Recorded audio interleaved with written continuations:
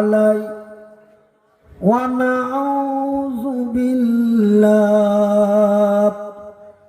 من شرور أنفسنا ومن سيئات أعمالنا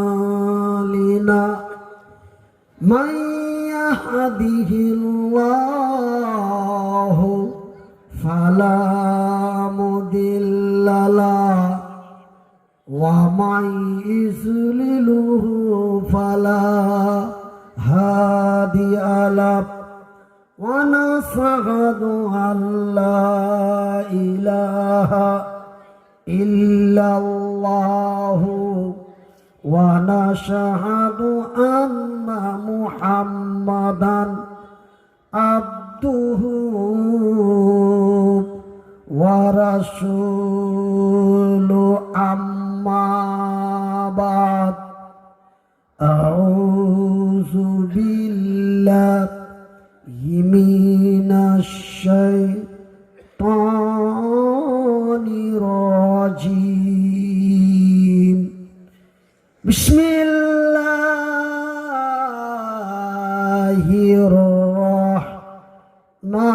الرحمن الرحيم ولا تهنوا ولا تحزنوا وأنتم الأعلون إن كنتم مؤمنين بسم الله الرحمن الرحيم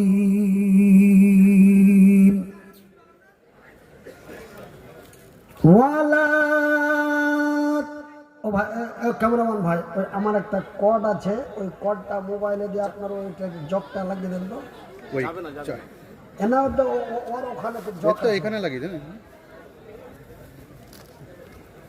ও audio নাই আমার audio নাই আমার এখানে আউটপুট যাচ্ছে ওখান থেকে হবে অডিও তো অত বড় তার নাই হ্যাঁ হ্যাঁ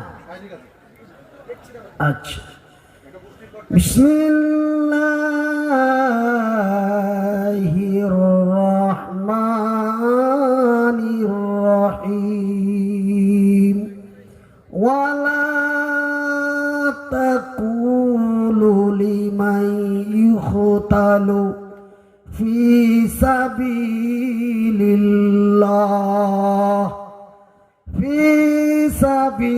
সাবিলিল্লাহি আমওয়াত বাল আহইয়াউ ওয়ালাকিন লা তাশউরুন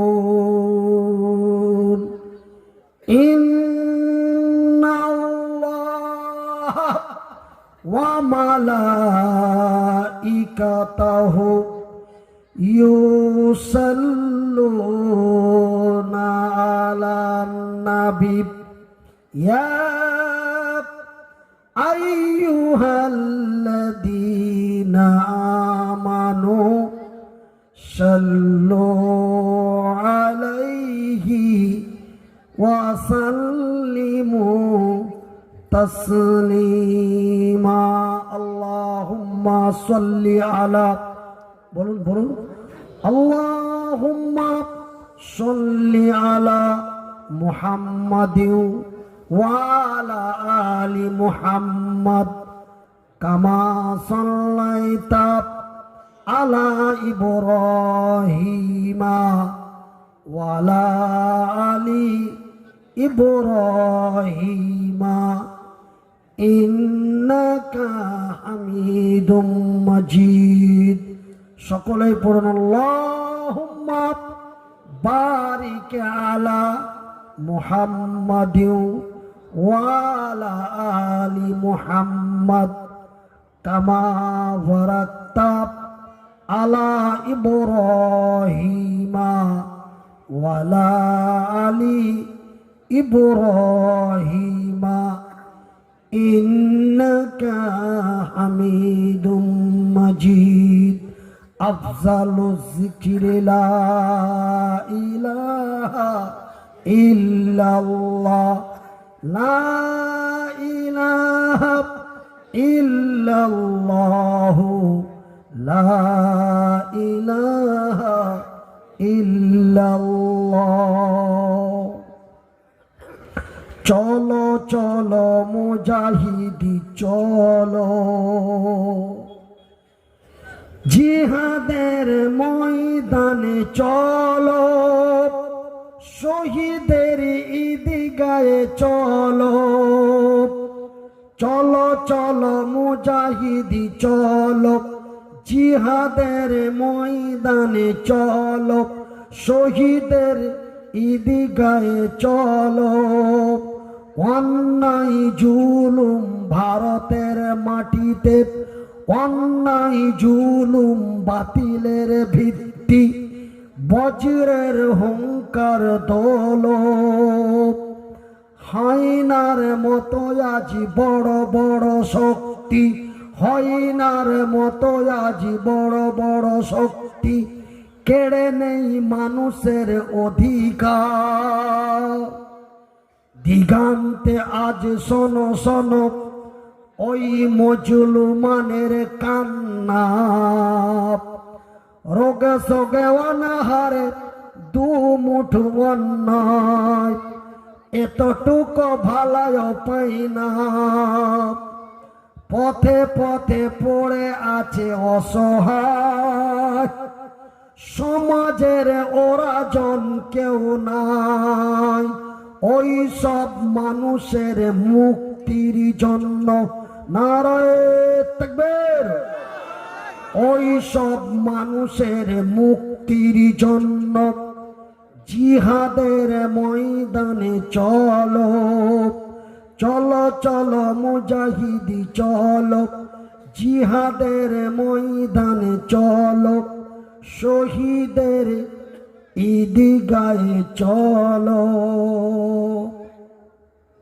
সম্মানিত আজকের সভার সভাপতি মহাশয়, আমন্ত্রিত ওলামা ইকরাম, অত্র এলাকা থেকে ছুটে আসা ইসলাম দরদি ভাই ও বুদ্ধিজীবীগণ, স্নেহের কচি কচি ছেলেরা, পর্দায় বসে থাকা মা ও বোনেরা, প্রশংসা ওই মহান আল্লাহর, যেই মহান রব্বুল আলামিনের অশেষ কৃপা, যেই মহান আল্লাহ রব্বুল আলামিনের অশেষ দয়া, যেই মহান আল্লাহ তাআলা আমাকে মৃত্যুর কাছাকাছি পৌঁছে দিয়ে পুনরায় সুস্থতা করে আপনাদের মাঝে উপস্থিত করে দিয়েছেন, তাই সেই মাবুদের শুকরিয়া আদায় করে বলি আলহামদুলিল্লাহ। আর একটু মোহাব্বত দিয়ে বলি, একটু সকলেই বলি, একটু ডানে বামে বলি। তারপরে পরেই আমাদের ধর্মের গুরু, ধর্মের নেতা, দোজাহানের নবী, নবীদের নবী, নবী কুলের নবী, সৃষ্টি জগতের নবী, আমার নবী, নবী মুহাম্মদুর রাসূলুল্লাহ, বলুন সাল্লাল্লাহু আলাইহি ওয়াসাল্লাম।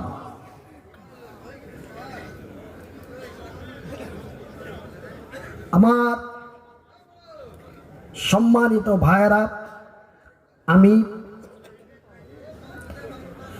পবিত্র আল কোরআনের মধ্য থেকে ছোট্ট দুটি আয়াত পাঠ করেছি, শুধুমাত্র একমাত্র আজকের এই মাহফিলকে কেন্দ্র করে। কেন? পশ্চিমবঙ্গের উড়িষ্যা বর্ডার থেকে আসাম বর্ডার পর্যন্ত এটা পশ্চিমবঙ্গ, তাই না ভাই? একটু কথা বলেন। এই পশ্চিমবঙ্গে প্রায় অক্টোবর মাস থেকে আপনার মার্চ মাস পর্যন্ত প্রায় 1 লাখের মতো ধর্মসভা হয়। এই যে আপনাদের মতো এই ধর্মসভাগুলি প্রায় 1 লাখের মতো হয় সারা বাংলা। তার মধ্যে প্রত্যেকটা মাহফিল ওই লেখা থাকে মসজিদের উন্নয়ন কল্পে একটি বিরাট ধর্মীয় জলসা। আমি কথাগুলো বলবো, আপনারা খালি সার্টিফাই করবেন হ্যাঁ না না। তারপরে লেখা থাকে উত্তর পাড়ার কবরস্থানের উন্নয়ন কল্পে একটি ধর্মীয় জলসা। কথা ঠিক কিনা বলেন? এমনি করে দক্ষিণ পাড়ার অক্তিয়া জামে মসজিদের জন্য একটি বিরাট ধর্মীয় মাহফিলের জলসা। এরকম নয়? কিন্তু আজকে যে আপনাদের যে জলসা, এই জলসা কোনো মসজিদ, কোনো মাদ্রাসা, কবরস্থান, অক্তিয়া, মক্তবখানা নয়। আজকের মাহফিল শুধুমাত্র একমাত্র দিনের উন্নতি কল্পের জলসা। বলি নারায়ে তাকবীর। এই জলসা যারা আয়োজিত করেছেন, যারা উদ্যোক্তা, তারা আমার মতো নওজোয়ান তরুণ যুবক। আর আমার ভাইয়েরা, আমার বন্ধুরা, আল্লাহ রব্বুল আলামিন এই পৃথিবীর মানুষকে তৈরি করেছেন অতি উত্তম করে, অতি সুন্দর করে, অতি সম্মান দিয়ে। এবং আল্লাহ রব্বুল আলামিন এই পৃথিবীর মানুষের মধ্যে 3টি কোয়ালিটি করেছেন। কটা বাবা? একটু আঙ্গুল উঁচু করে দেখান। 3টি কোয়ালিটি করেছেন।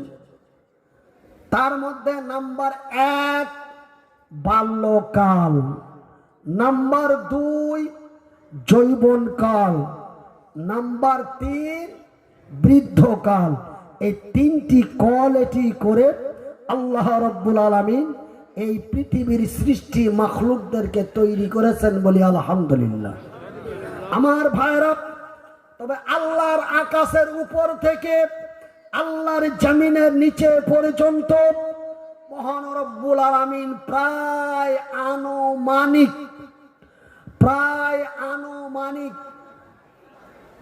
18,000 নয়, প্রায় 20,000-এরও অধিক মাখলুক আল্লাহ রব্বুল আলামিন তৈরি করেছেন। বলি আলহামদুলিল্লাহ।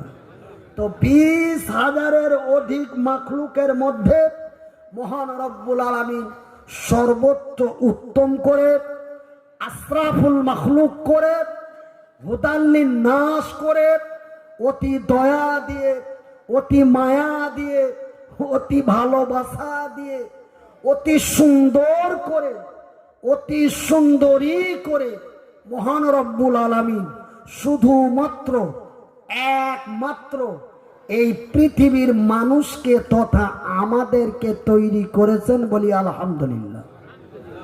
ঠিক এই মানুষের মধ্যে আল্লাহ রব্বুল আলামিনের দরবারে যেমন আমরা সর্ব উত্তম, ঠিক আল্লাহ রব্বুল আলামিনের 3টি কালের মধ্যে আল্লাহ রব্বুল আলামিনের দরবারে অতি পছন্দনীয় কাল, সেই কালটির নাম কি বাবা? যৌবনকাল। এই যৌবনকালটি আল্লাহ রব্বুল আলামিনের দরবারে এত পছন্দনীয়, এবং এই যৌবনকালটির মধ্যে আল্লাহ এমন একটা ক্ষমতা দিয়েছেন যে আপনি তরুণ যৌবনকালে আপনি যা চাইবেন তাই করতে পারবেন। কথা ঠিক কিনা বলেন? এই গ্রামের যুবকেরা, এই গ্রামের তরুণ নওজোয়ানেরা চেয়েছিল একটা ধর্মীয় প্রোগ্রাম করব, তা করতে পেরেছি কিনা বলেন? পেরেছে? আমার ভাইয়েরা, আমার বন্ধুরা, আজকে আমি আপনাদের প্রমাণ দিতে চাই যে এই তরুণ কালটি আল্লাহ রব্বুল আলামিনের দরবারে কত পছন্দনীয়। তার আইডেন্টি, তার সার্টিফিকেটটা আপনাদের দিয়ে আমি আজকের মতো মাহফিলে আমি বক্তব্য শেষ করব। ওমা তৌফিক ইল্লা বিল্লাহ। অক্টোবর মাস থেকে নিয়ে ফেব্রুয়ারি মাস পর্যন্ত আমার এই বছরের যেই প্রোগ্রামগুলো হলো তার মধ্য থেকে আজকে আমার এটা শেষ প্রোগ্রাম। পশ্চিমবঙ্গ এবং অন্যান্য কোনো রাজ্যে আর আমার কোনো জলসা নেই। কালকের দিন রেস্ট করব, ডক্টরের কাছে যাব, তারপরে দিন রেস্ট করে রাত্রে সাহারি খেয়ে রোজা রেখে থাকবো। তারপরে ঈদের পর আবার প্রোগ্রাম চালু হবে। তবে এই সিজনের মতো, এই বছরের মতো এটাই আমার শেষ প্রোগ্রাম। তবে যার শেষ ভালো তার সব ভালো, বলি আলহামদুলিল্লাহ। আজকে আমার এই প্রোগ্রাম শেষ, নাম্বার 1। নাম্বার 2, আজকের মাহফিলের আমি শেষ বক্তা। আমার পরে আর কোনো বক্তা আছে হুজুর? না। তবে আবার বলি আলহামদুলিল্লাহ। আমার ভাইয়েরা, আমার বন্ধুরা, আপনারা হয়তো আমার ভাষাগত কথাবার্তায় বুঝতে পারছেন যে আল্লাহ রব্বুল আলামিন আমাকে তৈরি করেছিলেন কিভাবে, আর বর্তমান আমার অবস্থাটা করেছেন কিভাবে, আপনারা বুঝতে পারছেন। আমার এই মতো আওয়াজ ছিল না। আমার আওয়াজ ছিল কোকিলের কণ্ঠ আর সিংহর হুঙ্কার। কথা কি বেশি বলে দিলাম? কিন্তু ভাইয়েরা আমার, আল্লাহ কোরআনে বলেন আমি দিতেও পারি, নিতেও পারি। আল্লাহ পবিত্র কোরআনে বলেছেন আমি দিতেও পারি, কথা বলে না, দিতেও পারি, নিতেও পারি। তার আইডেন্টি আল্লাহ রব্বুল আলামিন তার পবিত্র কোরআনে বলেন অত ইসু মান তাশা অত জিল্লু মান তাশা বিয়াদিকাল খায়র ইন্নাকা আলা কুল্লি শাইইন কাদির। আমি আল্লাহ একজন সম্মানিত ব্যক্তিকে সম্মানের জায়গা থেকে রাস্তার ভিখারি বানাতে পারি, একজন রাস্তার ভিখারিকে আমি রাস্তা থেকে তুলে রাজপ্রসাদের মালিক বানাতে পারি। আমি সেই আল্লাহ। একবার জোরে বলি নারায়ে তাকবীর। তাই আল্লাহ রব্বুল আলামিন আমার এই ছোট্ট ইঞ্জিলটার মধ্যে একটা প্রতিভা দিয়েছিল, মানুষকে দেখিয়ে দিয়েছিল, দেখ রে দেখ আমি আল্লাহ তৈরি করতে পারি নাকি। একজন প্রতিবন্ধী অসহায় মানুষটাকে আমি বলার কি তৌফিক দিয়েছি, কি শক্তি দিয়েছিলাম। আবার দেখ রে দেখ বাংলার মানুষরা দেখ ওই লোকটাকে আমি আবার কিভাবে ড্যামেজ করে দিয়েছি। আমার ভাইয়েরা, আমার বন্ধুরা, তবে আজকে আমার বলার মেন উদ্দেশ্য হলো যে আল্লাহ রব্বুল আলামিনের দরবারে এই মতো একজন তরুণের কি মূল্য, এই মতো যুবকের কি মূল্য। আমার ভাইয়ের, আমার বন্ধুরা, যেই দিন মক্কার মাটিতে নেতৃত্ব চলছিল আবু জেহেলের কার, যেই দিন মক্কার মাটিতে নেতৃত্ব চলছিল আবু জেহেলের, সেই দিন মক্কার মাটিতে কেউ গলা উঁচু করে কথা বলতে পারতো না। কেউ যদি গলা উঁচু করে কথা বলতো, কেউ যদি আল্লাহ তার রাসূলের দ্বীনের কথা বলতো, আবু জেহেলের সেনাপতি কমান্ডারেরা ওই তরুণকে তুলে নিয়ে যে তেলে পুড়িয়ে ভেজে মেরে দিত। কথা ঠিক কিনা? আমার ভাইয়েরা, এই মতো মক্কার মাটিতে আরবের প্রান্তে এই মতো যখন অন্যায়, অত্যাচার, অবিচার, নির্যাতন, জুলুম চালু হয়ে গেল, আমার নবী এবং নবীর সাহাবীরা, আমার নবী এবং নবীর সাহাবীরা সেই দিন বড় চিন্তায় চিন্তিত হয়ে গেলেন। আল্লাহর দরবারে বলেন আল্লাহ, এমনই নির্যাতন, নিপীড়ন, অন্যায়, অত্যাচার, অবিচার যদি আবু জেহেলের হয়, মাবুদ গো তোমার দ্বীনের কথা মানুষের কাছে কেমন করে পৌঁছাবো? আমার ভাইয়েরা, আমার বন্ধুরা, আমার আব্বা জানারা, যখন আমার নবী এবং নবীর সাহাবীরা এমনই হতাশ হয়ে গেলেন, আল্লাহ রব্বুল আলামিন সঙ্গে সঙ্গে জিব্রাইলকে খবর পাঠিয়ে দিলেন, ওগো জিব্রাইল যাও আমার নবীর দরবারে যাও এবং আমার নবীকে সংবাদটি দিয়ে দাও। জিব্রাইল নবীর দরবারে এসে গেলেন, এসে নবীকে বলেন, গো নবী বলো বিসমিল্লাহির রহমানির রহিম ওয়ালা তাহিনু ওয়ালা তাহজানু ওয়া আনতুমুল আলাউনা ইন কুনতুম মুমিনিন। নারে তাকবীর। আপনারা যদি এই আয়াতের মানে বুঝতে পারতেন, আপনারা চিৎকার করে প্যান্ডেল ছিঁড়ে ফেলে দিতেন। সেই দিন বেলডাঙ্গার মাটিতে এমনই নারার আওয়াজ উঠেছিল। একবার জোরে বলি নারে তাকবীর। আল্লাহ রাব্বুল আলামিন বলেন, ওয়ালা তাহিনু ওয়ালা তাহজানু ওয়া আনতুমুল আলাউনা ইন কুনতুম মুমিনিন। রে আমার নবী এবং নবীর সাহাবীরা, তোমরা চিন্তা হতাশ হয়ো না। আলহামদুলিল্লাহ বলেন। ভাই আপনারা কি বাংলা কথা বুঝতে পারেন না? তো আপনাদের তো ঠিক জায়গা মতো কোথায় আলহামদুলিল্লাহ, কোথায় সুবহানাল্লাহ অটোমেটিক তো আপনাদের মুখ দিয়ে বেরিয়ে যাওয়া দরকার। আমার আল্লাহ বলেন, ওয়ালা তাহিনু ওয়ালা তাহজানু ওয়া আনতুমুল আলাউনা ইন কুনতুম মুমিনিন। রে মক্কা মদিনা তায়েফের সংখ্যালঘু ইমানদার মুসলমানেরা, রে মুর্শিদাবাদ পশ্চিমবঙ্গ ভারতের সংখ্যালঘু ইমানদার মুসলমানেরা, ওয়ালা তাহিনু ওয়ালা তাহজানু, তোমরা চিন্তায় চিন্তিত হয়ো না, তোমরা ভয়ে ভীতু হয়ো না, তোমরা হতাশ হয়ে যেও না, তোমরা গমগীন হয়ে যেও না, তোমরা আমার উপরে তাওয়াক্কাল বিশ্বাস ভরসা করো। আমি আল্লাহ, আমার ওয়াদা, আমি আল্লাহ, আমার ওয়াদা, আমার জমিনে আমি ইমানদারের বিজয় করব। নারে তাকবীর।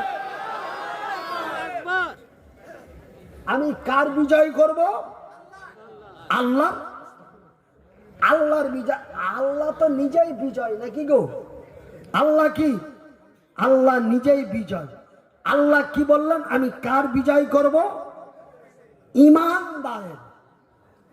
যারা তোমরা আমাকে এক আল্লাহ লা শারীকা লাহু বলে বিশ্বাস করেছো, আমার উপরে তাওয়াক্কাল বিশ্বাস ভরসা করো, আমি আল্লাহ আমার ওয়াদা, আমার জমিনে আমি ইমানদারের বিজয় করব। তোমরা তোমাদের ইমানটা মজবুত করো। ভাইয়ের আমার, বন্ধুরা আমার, এই আয়াত নাজিল হয়ে গেল। ভাই আপনাদের কি হলো? ওখানে মশা বেশি নাকি? আচ্ছা ভাই, আমি আগেই আপনাদের বলেছি যে আমার যে আল্লাহ প্রতিভা দিয়েছিলেন সেটা নিয়েছেন।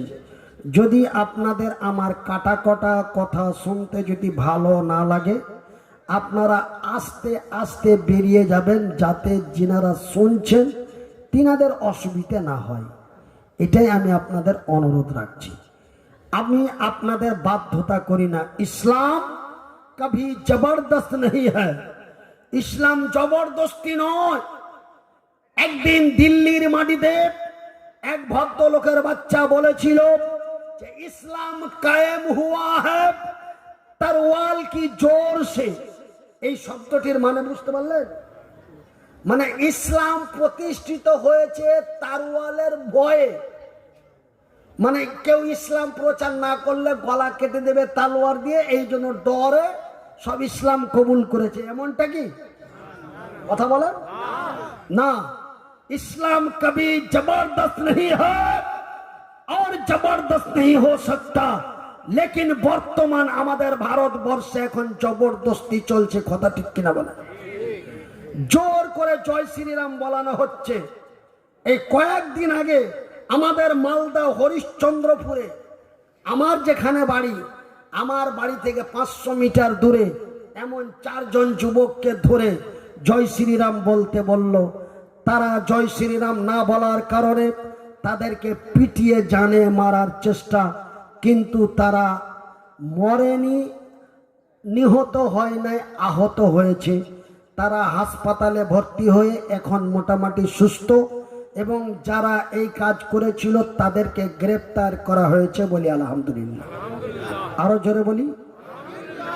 আমার ভাইয়েরা, আমার বন্ধুরা, এইবার আমি আপনাদের বাংলা কথাটা দিয়ে বুঝিয়ে দিই কেন আল্লাহ রব্বুল আলামিন বলেছেন আমার ওয়াদা, আমার জমিনে আমি ইমানদারের বিজয় করব। এই আয়াতটি যখন নাজিল হয়ে গেল, এই আয়াতটি নাজিল হওয়ার কিছুদিন পরে আমার নবী, কার নবী?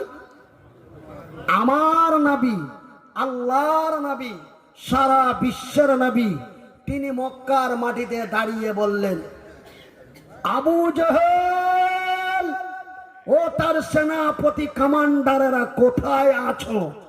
বেরিয়ে এসো, চলো বেলডাঙ্গার মাটিতে লড়াই হবে। কোথায় হবে? সেই দিন কি বেলডাঙ্গা ছিল? সেই দিন একটা জায়গা ছিল, জায়গাটার নাম হলো মৌতা। জায়গাটার নাম কি বাবা? মৌতা। এসো ময়দানে এসো, মক্কার মাটিতে কালেমার পতাকা উঁচু করতে চাই, এসো ময়দানে এসো। এইবার আমার নবীর আওয়াজ উঠে গেল। আমার নবী সেই দিন মক্কার মাটিতে কালেমার পতাকা উঁচু করার জন্য, দিনের কথা মানুষের কাছে পৌঁছে দেওয়ার জন্য হুঙ্কার দিয়ে আওয়াজ দিল। আবু জেহেল শুনতে পেয়ে বলে, কে রে, কার এত বড় ক্ষমতা আমার নেতৃত্বে কালেমার পতাকা উঁচু করতে চাই? যাও সেনাপতি কমান্ডাররা যাও, নবীকে এবং নবী মুহাম্মদকে বলুন সাল্লাল্লাহু। ভাই একটা অনুরোধ আপনাদের হাত ধরে বলে যাই, মুহাম্মদ শব্দটা শুনলেই আর মুখ বন্ধ করবেন না। কেন? মুহাম্মদ নাম শোনার পরে যারা সাল্লাল্লাহু আলাইহি ওয়াসাল্লাম বলেন না, সেই দিন জিব্রাইল নবীর সামনে বলেছেন তারা ধ্বংস হয়ে যাক, তারা ধ্বংস হয়ে যাক। এর একটা হাদিস রয়েছে। একদিন আল্লাহর নবী জুমার খুতবায় মেম্বারে উঠছেন, জুমার খুতবায় মেম্বারে উঠছেন। প্রথম ধাপে পা দিলেন, বলে আমিন। দ্বিতীয় ধাপে পা দেয়, বলে আমিন। তৃতীয় ধাপে পা দিলেন, বলে আমিন। নামাজ শেষে এই মতো কয়েকজন নওজোয়ান তরুণ যুবক আমার নবীকে জড়িয়ে ধরলেন। হুজুর, দীর্ঘ বছর ধরে আপনার সাথে নামাজ পড়ি, আপনার খুতবা শুনি, কিন্তু খুতবায় উঠার সময় আপনাকে কোনোদিন আমিন বলতে শুনি নাই, কিন্তু আজকে আপনি প্রত্যেকটা ধাপে কেন আমিন বললেন? তার বিষয়টা কি? বিষয়টা আল্লাহর নবী বলেন, সাহাবীরা রে, আমি যখন খুতবায় উঠতেছিলাম তখন জিব্রাইল এসে আমাকে বললেন, এই পবিত্র রমজান মাস পাওয়ার পরে যারা নিজের গুনাহ খাতা ক্ষমা করে নিতে পারল না, ওরা যেন ধ্বংস হয়ে যাক। আমি নবী বলেছি আমিন। তারপরের ধাপে যখন উঠছিলাম, জিব্রাইল বলল, যারা বৃদ্ধ মাতা পিতাকে পেল আর বৃদ্ধ মাতা পিতা পাওয়ার পরে তাদের আনুগত্য, তাদের সেবা যত্ন করলো না, ওরা যেন ধ্বংস হয়ে যাক।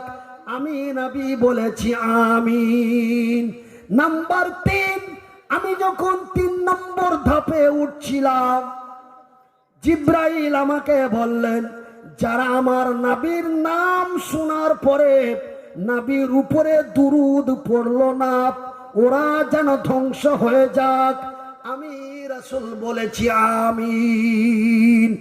আমার ভাইরা, সেই দিন জিব্রাইল সেই দিন আমার নবী আল্লাহর নবীর ডাকে সাড়া দিয়ে মক্কার সেই তরুণ যুবকেরা, হাদিসের মধ্যে পাওয়া যায় এমনও কারো বয়স 18 বছর, কত? এমনও কারো বয়স 26 বছর, এমনও কারো বয়স 17.5 বছর। এমনই নওজোয়ান তরুণ যুবকেরা আল্লাহর নবীর ডাক শুনে মক্কার মাটিতে সৈন্য হিসাবে মোতার প্রান্তে উপস্থিত হতে আরম্ভ করলেন। আমার ভাইরা, আমার বন্ধুরা, ওইদিকে আবু জেহেলের আওয়াজ উঠে গেল, যাও সেনাপতি কমান্ডাররা যাও, মোতার প্রান্তে যেয়ে মুহাম্মদকে এবং তার লাই লস্করকে পিটিয়ে গুটিয়ে দাও। আওয়াজ উঠে গেল, ময়দানে উপস্থিত হতে আরম্ভ করলো। ময়দানে উপস্থিত হতে হতে হতে হতে ময়দানে জমা হলো 1,03,000। কত বাবা? এই যে আপনাদের আমি জিজ্ঞাসা করছি, আপনারা উত্তর দিচ্ছেন, তার থেকে আপনাদের কষ্ট হচ্ছে? বাপ, কষ্ট হয়? অসুবিধা হয়? আমার নবী আল্লাহর জমিনে আসার পর থেকে নিয়ে বিদায় পর্যন্ত আমার নবীর দ্বারা একটি কচি বাচ্চা থেকে নিয়ে একটি বৃদ্ধ পর্যন্ত নবীর দ্বারাই কেউ কষ্ট পায় না। জোরে বলি সুবহানাল্লাহ। কিন্তু আমি তো নবীর উম্মত, আমি তো নবীর ওয়ারিস। আপনাদেরকে আলহামদুলিল্লাহ জিজ্ঞাসাবাদ করাতে যদি আপনাদের কষ্ট হয়, তবে আমি আপনাদের জিজ্ঞাসাবাদ করব না। আমার দ্বারাই আপনারা কষ্ট পাবেন, এটা আমি মনিরউদ্দিন কখনো চাই না। আমার ভাইরা, ময়দানে জমা হলো কত? 1,03,000 জমা হলো।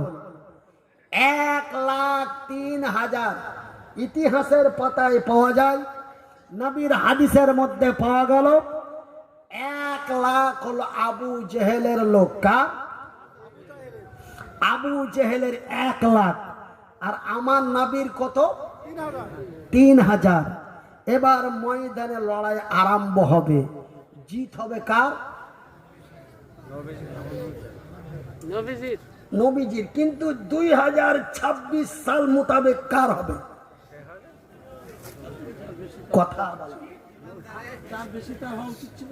এত।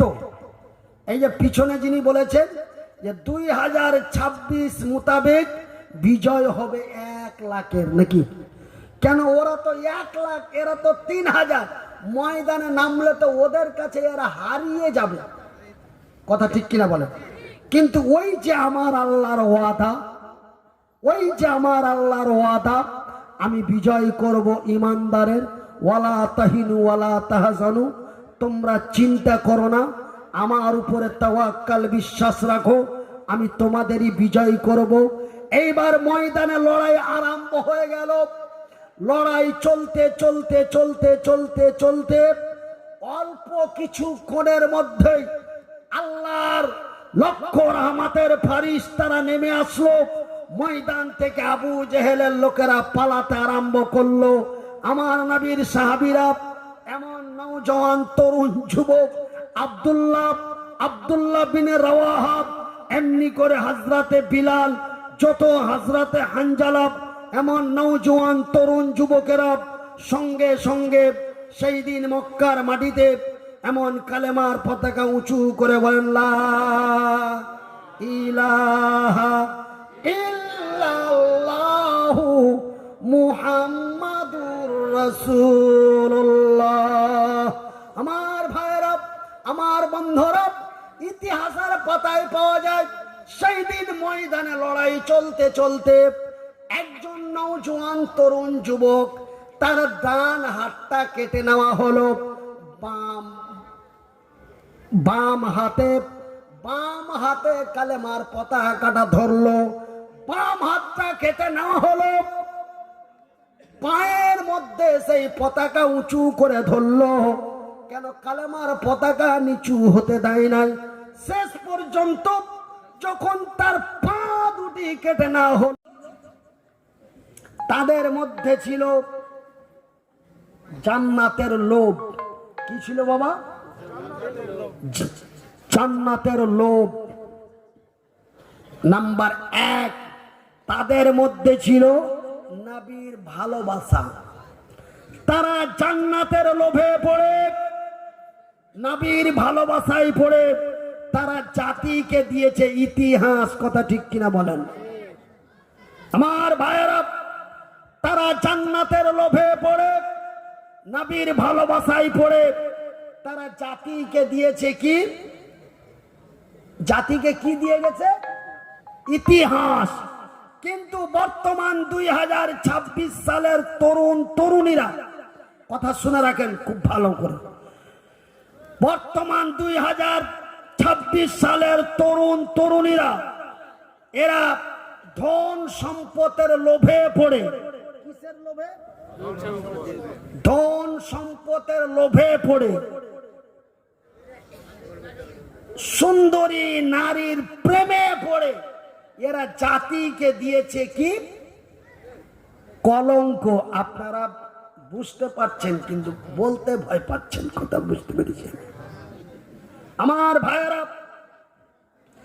তারা জান্নাতের লোভে পড়ে, নবীর ভালোবাসায় পড়ে তারা জাতিকে দিয়েছে ইতিহাস। আর আমরা ধন সম্পদের লোভে পড়ে, সুন্দরী নারীর প্রেমে পড়ে আমরা জাতিকে দিয়েছি কলঙ্ক। কথা ঠিক কিনা বলেন আমার ভাইয়েরা, আমার বন্ধুরা? তাদের ঈমানটা কত মজবুত ছিল, তাদের ঈমানটা কত শক্ত ছিল। একজন যুবকের কথা শুনলেন আমার ভাইয়েরা, আমার বন্ধুরা, আমার আব্বা জানেরা। বুখারী শরীফের সহিহ হাদিস। আল্লাহর নবীর জামানায় মক্কার মাটিতে একজন নব শিশু জন্মগ্রহণ করলো। একজন নব শিশু জন্মগ্রহণ করলো। জন্মের পরে পরে বাবা তার ইন্তিকাল করলো। বাবা তার ইন্তিকাল করলো। বাপ যদি মরে যায় সন্তান কি হয় বাবা? কি হয়? এতিম হয়ে যায়। বাপ যখন মরে যায় সন্তান ইয়াতিম হয়ে যায়।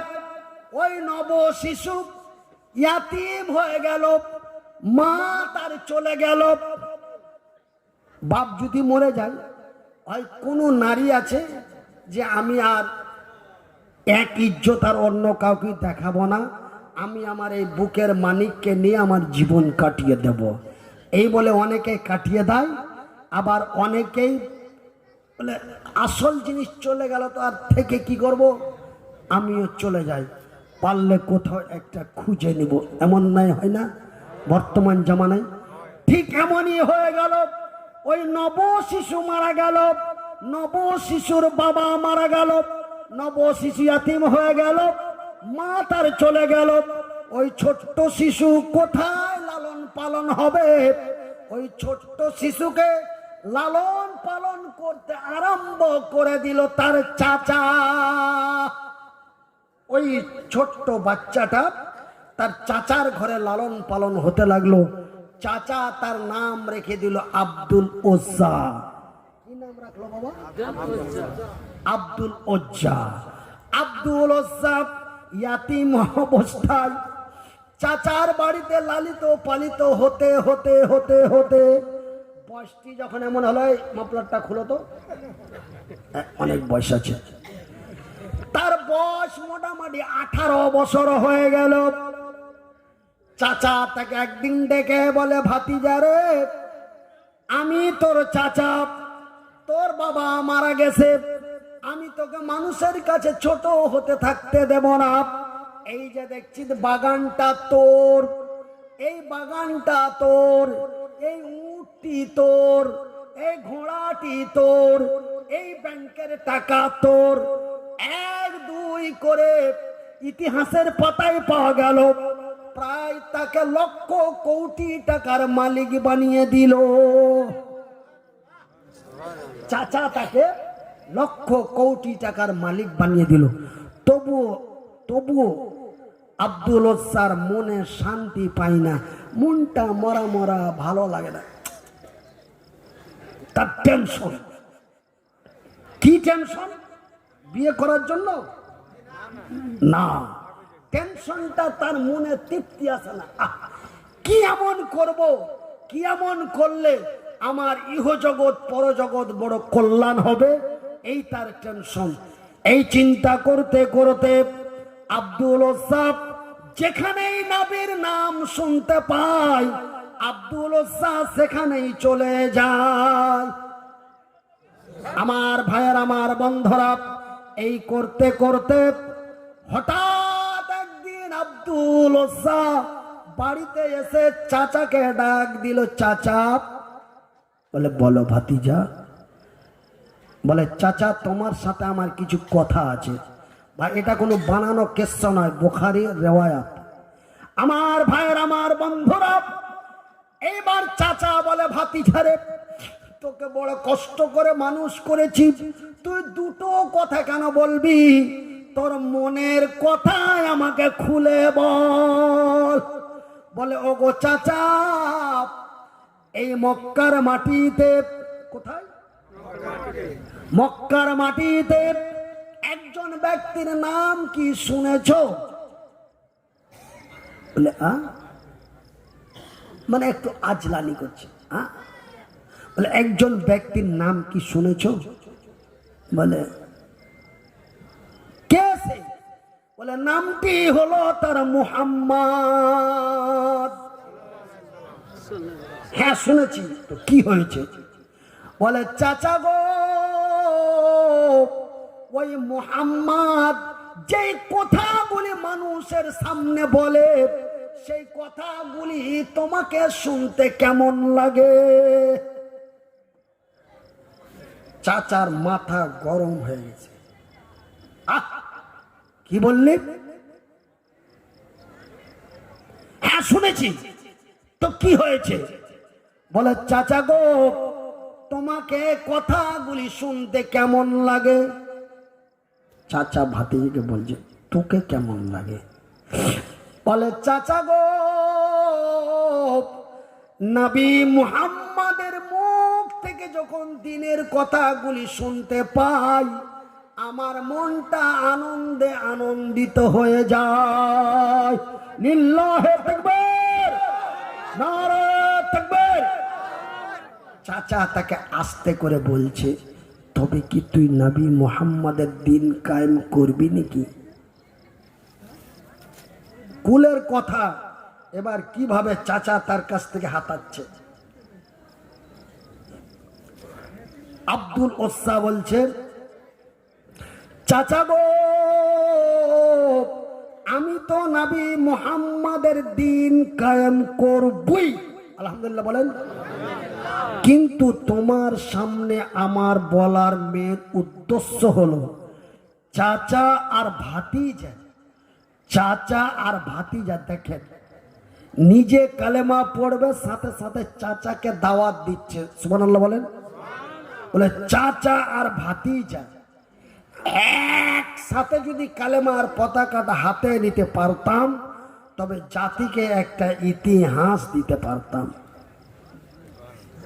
বলে, খবরদার, তুই যেই কথা বললি, এই কথা যদি আর পরবর্তী তুই বলিস, আর তুই যদি আল্লাহ তার রসুলের দিনকে যদি কায়েম করে তুই কালেমা পাঠ করে মুসলমান হয়ে যাস, তবে আমি তোর চাচা তোকে বলে দিলাম, যাহা দিয়েছি তাহা ফিরিয়ে নিব।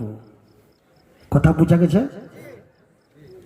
চাচা মালের ভয় দেখাও, চাচা সম্পদের ভয় দেখাও। ও চাচা, তুমি আমাকে মানুষ করেছো, তার জন্য তুমি আমাকে ভয় দেখাও। আমি আর সহ্য করতে পারলাম না, আমি এক্ষুনি বলে দিলাম, লা ইলাহা ইল্লাল্লাহু মুহাম্মাদুর রাসূলুল্লাহ। নারায়ে তাকবীর, নারায়ে তাকবীর, নারায়ে তাকবীর। আল কোরআনের আলো, আল কোরআনের আলো, আল হাদিসের আলো। চাচা বলে দিল, ভাতিজা তুই কালেমা পাঠ করে ঈমান এনে মুসলমান হয়ে গেলি। শোন ভালো মানুষের বাচ্চা, আমি তোকে যাহা দিয়েছি তুই আমারে ফিরিয়ে দে। বলে চাচা দরকার নাই, এই নিয়ে নাও তোমার টাকা, এই নিয়ে নাও তোমার উট। বাজানে রে, এক এক করে চাচা যা সম্পদ দিয়েছিল সমস্ত সম্পদ চাচাকে তার ফিরিয়ে দিল। আরো জোরে বলুন। যখন তার সমস্ত কিছু ফিরিয়ে দেওয়া হয়েছে, সমস্ত ফিরিয়ে দেওয়ার পরে এইবার চাচা বলছে, ভাতিজা, এই ভাতিজা,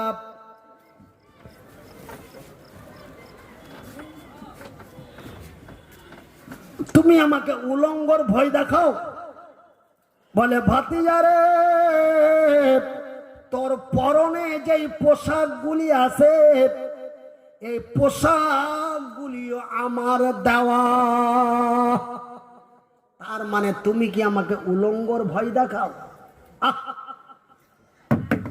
ভাইরা আমার, বন্ধুরা আমার, এইবার আব্দুল ওজ্জা এক এক করে তার পরনের কাপড়গুলিও খুলে দিতে আরম্ভ করলো। জোরে বলি সুবহানাল্লাহ। আমার ভাইয়ের, আমার বন্ধুরা, রে আমার আব্বা জানেরা, রে আজকের জলসার নওজোয়ান তরুণ যুবকেরা, কান খুলে শুনে নাও। আল্লাহ রাব্বুল আলামিন এই তরুণদের কি মূল্য দিয়েছে, এই তরুণদের কি সম্মান দিয়েছে, এই তরুণদের আমার আল্লাহ কত ভালোবাসেন। আমার ভাইয়ের, আমার বন্ধুরা, এইবার আব্দুল ওজ্জা তার পরনে যাহা ছিল সমস্ত কিছু ফিরিয়ে দিয়ে এমনকি পরনের জাঙ্গিয়াটাও খুলে দিয়ে দিল। এইবার আব্দুল ওজ্জা একজন নওজোয়ান তরুণ যুবক, 18 বছরের ফুটফুটে চকচকে একজন নওজোয়ান তরুণ পূর্ণ উলঙ্গ হয়ে গেল। জোরে বলি সুবহানাল্লাহ। এইবার বলে, চাচা আমি তোমার বাড়িতেও থাকতে চাই না। এই বলে আব্দুল ওজ্জা তার বাড়ি থেকে বেরিয়ে গেল। রাস্তায় উলঙ্গ হয়ে চলে আর আল্লাহর দরবারে কাঁদে। যাহা মুশকিল তাহা আসান। এবার আল্লাহ মাসলুমের দোয়া কবুল করেন। সহিহ আল বুখারী। আব্দুল ওজ্জা কালেমা পাঠ করার কারণে, ইসলাম কবুল করার কারণে তার চাচা তার উপরে নির্যাতন জুলুম করলো। আল্লাহর রাসূল বলেছেন, মাসলুমের দোয়া আল্লাহর দরবারে গ্যারান্টি কবুল হয়। আব্দুল ওজ্জা মাসলুম হইয়া রাস্তায় উলঙ্গ ভাবে কান্না করে আর বলে, আল্লাহ আমি এক নওজোয়ান তরুণ যুবক, আমার যৌবন এসে গেছে, কিন্তু রব্বুল আলামিন তোমার দিন কায়েম করার জন্য, তোমার দিন প্রতিষ্ঠিত করার জন্য আজকে আমি তোমার জান্নাতের লোভে পড়ে আমি ধন সম্পদের দিকে না তাকিয়ে আমি সমস্ত কিছু চাচারে ফিরিয়ে দিলাম। ওগো আল্লাহ, এমনকি আমার পরনের কাপড়গুলিও দিয়ে দিলাম। তুমি পবিত্র কোরআনে বলেছো, আল্লাযীনা হুম লিফুরুজিহিম হাফিজুন। রে বিশ্বের নর নারীরা, তোমরা তোমাদের সারাম গায়ের হেফাজত করো। আল্লাহ, আমি এই উলঙ্গ অবস্থায় তোমার জমিনে কতদিন থাকবো? আল্লাহ তুমি আমার একটি নিরাপত্তা ব্যবস্থা করে দাও। এইবার আল্লাহ আব্দুল ওজ্জার দোয়া কবুল করলেন, বলি আলহামদুলিল্লাহ। আল্লাহ তার দোয়া কবুল করে এইবার তার দেমাকে এসে গেল কি, আমার বাবা তো মরে গেছে, কিন্তু আমার মা তো বেঁচে আছে নাকি? আমার মায়ের কাছে যাই, আমার মায়ের কাছে যাই, আমার মায়ের কাছে যে আমি কিছু চাইব, মা যদি আমাকে কিছু দেয় তো আমি আমার মায়ের দেওয়া জিনিসটা দিয়ে আমার লজ্জা স্থানটা ঢাকবো। এই বলে আব্দুল ওজ্জা খুঁজতে খুঁজতে মায়ের কাছে চলে গেল।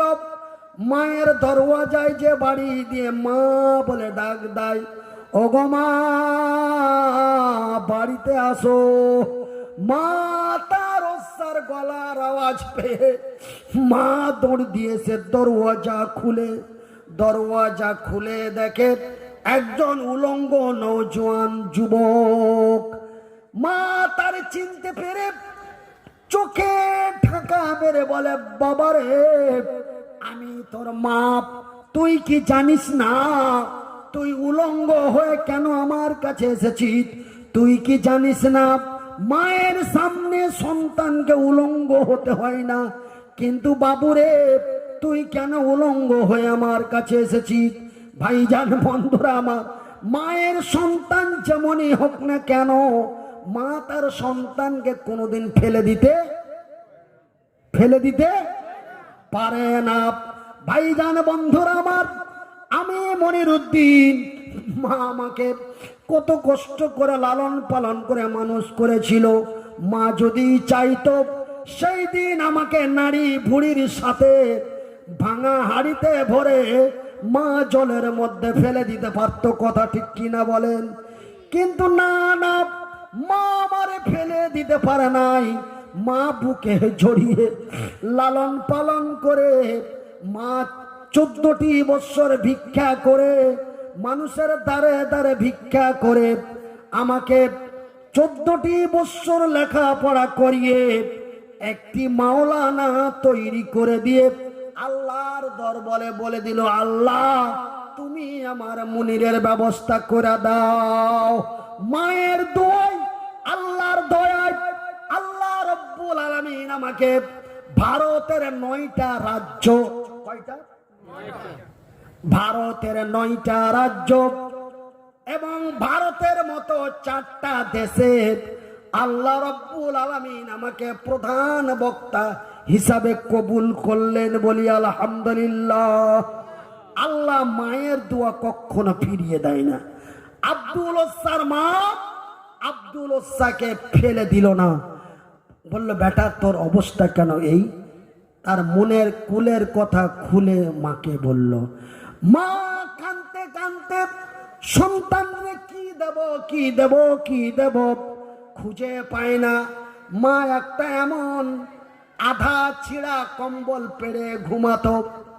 কি পেড়ে ঘুমাতো? আধা ছিঁড়া কম্বল পরে মা ঘুমাতো। মা কম্বলটা তুলে নিয়েছে, উৎসাকে বলে, বাবুরে এই ছিঁড়া কম্বলটা ছাড়া আমার কাছে দেওয়ার মতো আর কিছুই নাই। এই কম্বলটা তুমি নাও, নিয়ে তোমার ইজ্জতটা ঢাকো। আমার ভাইয়ের, আমার বন্ধুরা রে, 2026 সালের যুবকেরা, আজকে তোমরা সামান্য টাকার লোভে পড়ে তুমি নিজে নেমেছো, তোমার স্ত্রীকে নামিয়েছো কন্টেন্ট ভিডিও বানার জন্য, নাকি? কথা বলে না। সামান্য টাকার লোভে পড়ে অল্প কিছু সম্পদের লোভে পড়ে তুমি এবং তোমার স্ত্রীকে রাস্তায় নামিয়েছো, বেহায়া বেপরদা করে তুমি ভিডিও করে ফেসবুকে আপলোড দিচ্ছ। কিন্তু শুনে রাখো, সেই আব্দুল ওসাব সমস্ত কিছু কোটি কোটি টাকা ফিরিয়ে দিয়ে সে নিজেকে ইয়াতিম হইয়াও সমস্ত কিছু ফিরিয়ে দিয়ে উলঙ্গ হয়ে মায়ের ছেঁড়া কম্বলটা হাতে নিয়ে কম্বলটা আধা আধি করে 2টো টুকরো করলো, আর 2টো টুকরো করে একটি তার পরনে দিল আর একটি তার গায়ে দিল। জোরে বলি সুবহানাল্লাহ। গায়ে দিয়ে মাকে বলে দিল, মা আমি আর মক্কার মাটিতে থাকবো না। কেন বাবু, কোথায় যাবি? বলে, মা গো আমি আর মক্কার মাটিতে থাকবো না, আমি চলে যাব মদিনা। আমি আল্লাহর নবীর দরবারে চলে যাব এবং নবীর মুখ থেকে আমি দ্বীনের কথাগুলি আরো ভালো করে শুনবো এবং শিখবো। জোরে বলুন। আমার ভাইয়ের, আমার বন্ধুরা, এইবার আধা ছেঁড়া কম্বল পরে, আধা ছেঁড়া কম্বল পরে আব্দুল ওসাব নবীর দরবারে চলে গেলেন মদিনা। কোথায় গেলেন?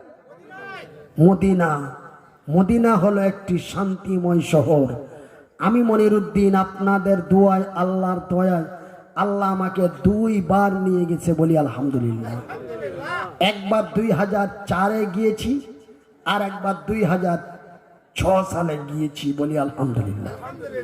আমার ভাইয়েরা, এইবার আব্দুল ওসাব নবীর দরবারে চলে গেলেন।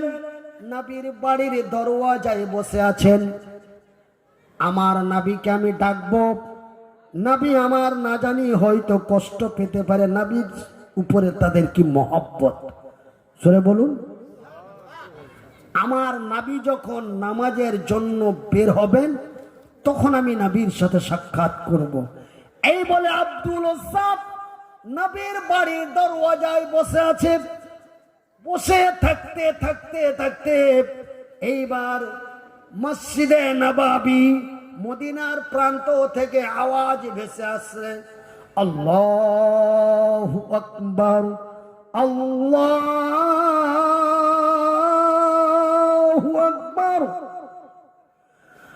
হাইয়া আলাস সালাহ। নারে তাকবীর। আল্লাহর নবী, দয়ার নবী, বিশ্বের নবী আজান শুনে নামাজের জন্য বাড়ি থেকে বের হচ্ছেন। বাড়ির দরওয়াজাটা খুলে দেখে গেটে বসে আছে এক আধা ছেঁড়া কম্বল পরা এক নওজোয়ান তরুণ যুবক। আল্লাহর নবী তার এই অবস্থা দেখে,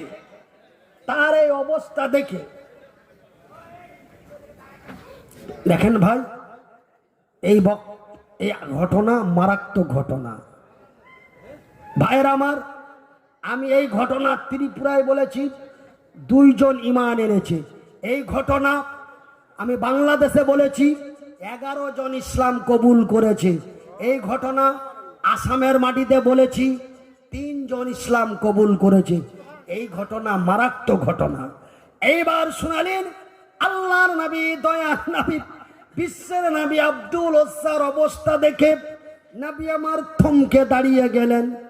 দাঁড়িয়ে বলে, এই ছেলে, এই ছেলে, তোর নাম কি? এই তোর বাড়ি কোথায়? আরে এই ছেলে, তোকে তো দেখে মনে হচ্ছে তুই একজন ভালো পরিবারের ছেলে, তোকে তো মনে হচ্ছে তুই একটু শিক্ষিত ছেলে, কিন্তু তোর অবস্থা কেন এই আধা ছেঁড়া কম্বল পরে তুই অর্ধ উলঙ্গ হয়ে আমার দরওয়াজায় বসে আছিস? তোর নাম কি? তোর বাড়ি কোথায়? সেই আব্দুল ওসাব আল্লাহর নবীর সামনে তার কুলের কথা খুলে বললেন। যখন কুলের কথা খুলে বলা হলো, আমার নবী, আল্লাহর নবী সঙ্গে সঙ্গে তার মাথায় হাত দিয়ে বলে, এই আজকের তারিখ থেকে তোর নাম ওসা নয়, আজকের তারিখ থেকে তোর নাম আব্দুল্লাহ। নারে তাকবীর। তোর নাম কি? আব্দুল্লাহ, আব্দুল মাজাদাইন নাম তার আব্দুল্লাহ রেখে দিল। আল্লাহর নবী তার ঘটনা শুনে চোখের পানি ফেলে এইবার সাহাবীদের ডাক দিলেন, রে আমার সাহাবীরা, এসো, আব্দুল্লাহকে একটি নিরাপত্তা জায়গায় নিয়ে যাও, তার থাকা খাওয়ার ব্যবস্থা করে দাও। আল্লাহর নবী যারা শূন্য হাতে ইসলাম কবুল করতেন, যারা শূন্য হাতে ইসলাম কবুল করত, তাদের জন্য আল্লাহর রাসূল একটি নিরাপত্তা জায়গা করেছিলেন মদিনার প্রান্তে। আমি মনিরুদ্দিন যেমন বাবা হারা, মা হারা ইয়াতিম বাচ্চাদের জন্য আমাদের মালদা ডিস্ট্রিক্টের হরিশ্চন্দ্রপুরে আমি একটি অনাথ আশ্রম খুলে রেখেছি। যাদের বাবা নেই, মা নেই, অসহায় ইয়াতিম, তাদেরকে আমি আমার জলসা করা, বক্তব্য দেওয়া, হাদিয়া, নজরানার টাকা দিয়ে আমি সেই বাচ্চাগুলোকে লালন পালন করি। ঠিক আল্লাহর নবী এমন একটি জায়গা মদিনার প্রান্তে প্রতিষ্ঠিত করেছিলেন, যারা শূন্য হাতে ইসলাম কবুল করে আসবে তাদের জন্য। এইবার আল্লাহর নবী, দয়ার নবী, বিশ্বের নবী অর্ডার করে দিলেন আব্দুল্লাহকে নিরাপত্তা জায়গায় নিয়ে যাও। নামটা তার চেঞ্জ হয়ে গেল। নামটা তার আগে কি ছিল? কি নাম ছিল? আব্দুল উজ্জা। বর্তমান নাম তার কি? আব্দুল্লাহ শব্দের মানে কি? আল্লাহর বান্দা এবং অতি পেয়ারা বান্দা। জোরে বলি সুবহানাল্লাহ। এইবার আব্দুল্লাহকে ওই নিরাপত্তায় জায়গায় নিয়ে গেল।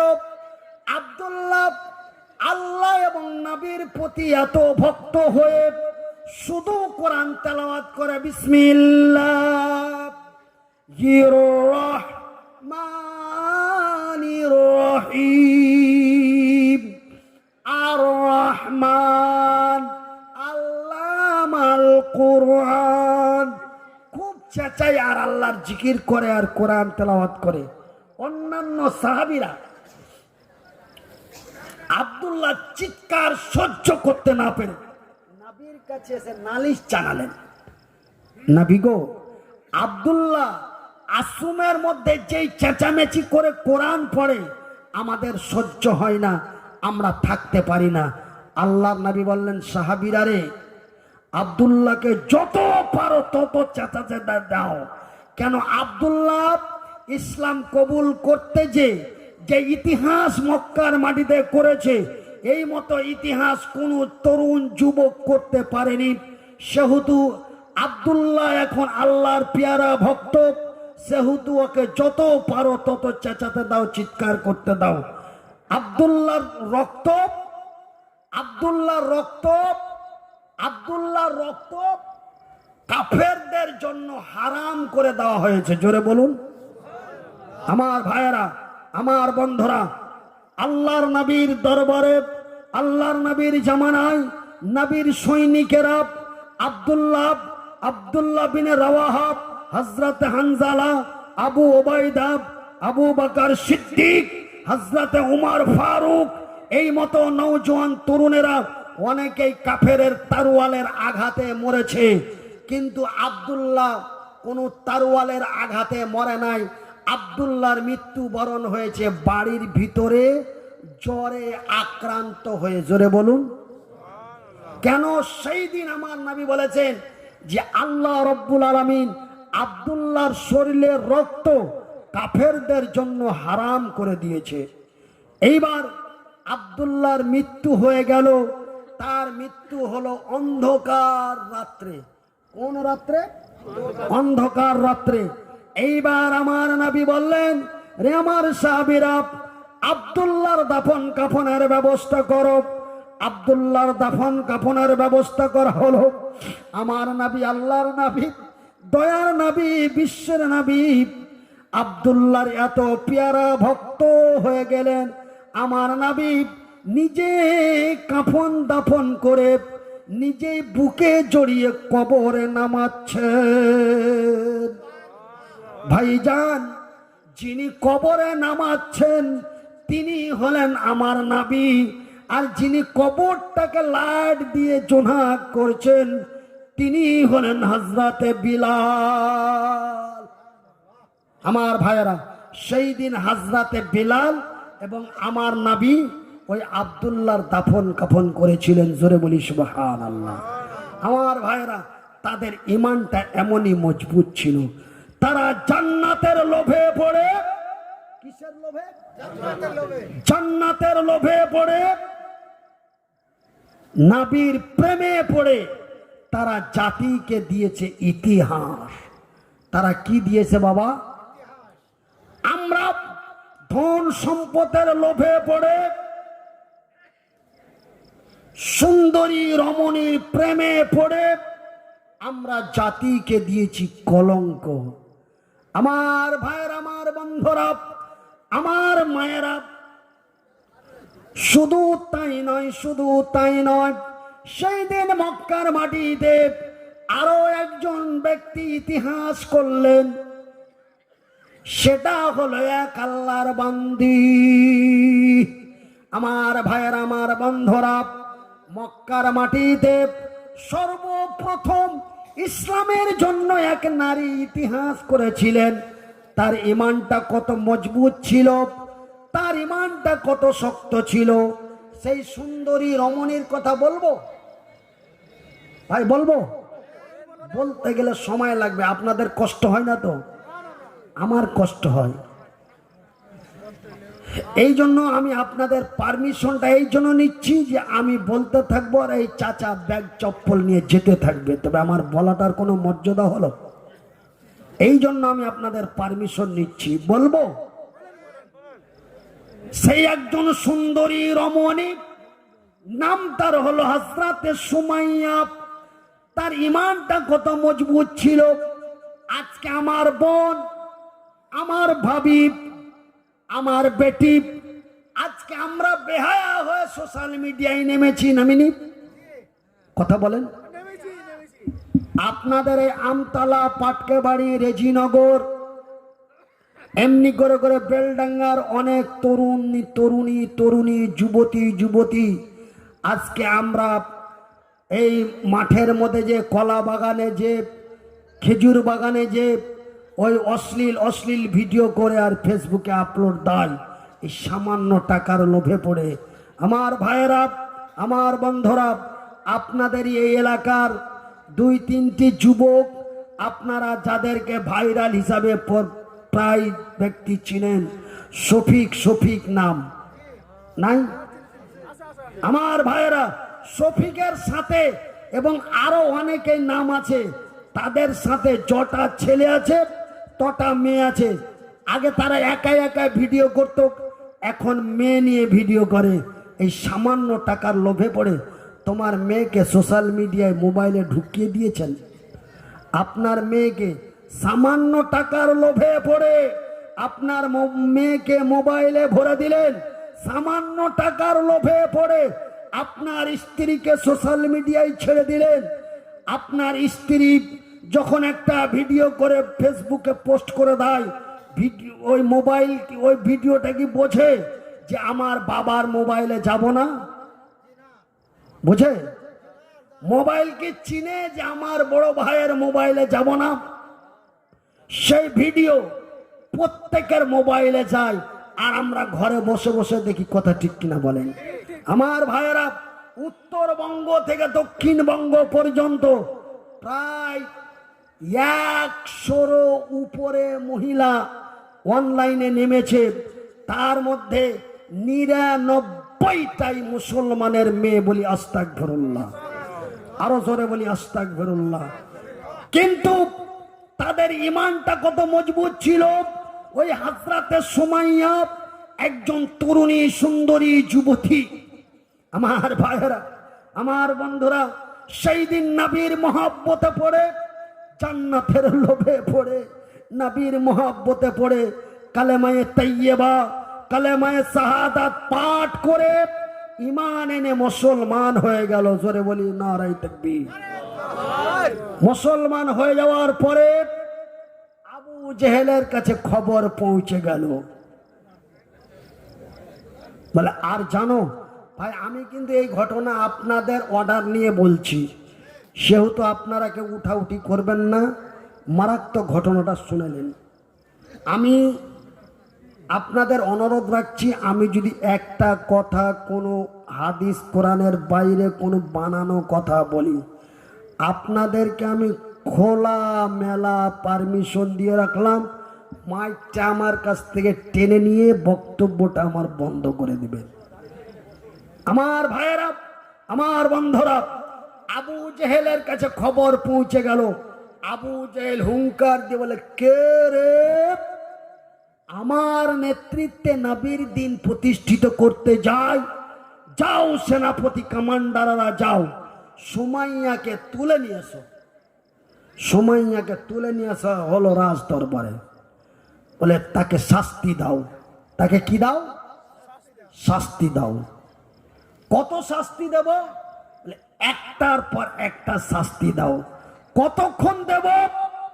বলে যতক্ষণ ফিরে না যায়, যতক্ষণ ফিরে না যায় ততক্ষণ শাস্তি দাও, আর যদি না ফিরে বিদায় করে দাও।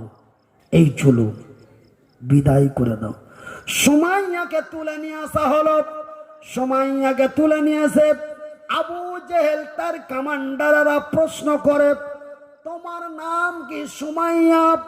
বলে হ্যাঁ আমার নাম সুমাইয়া। তোমার বাড়ি কি মক্কা? হ্যাঁ আমার বাড়ি মক্কা।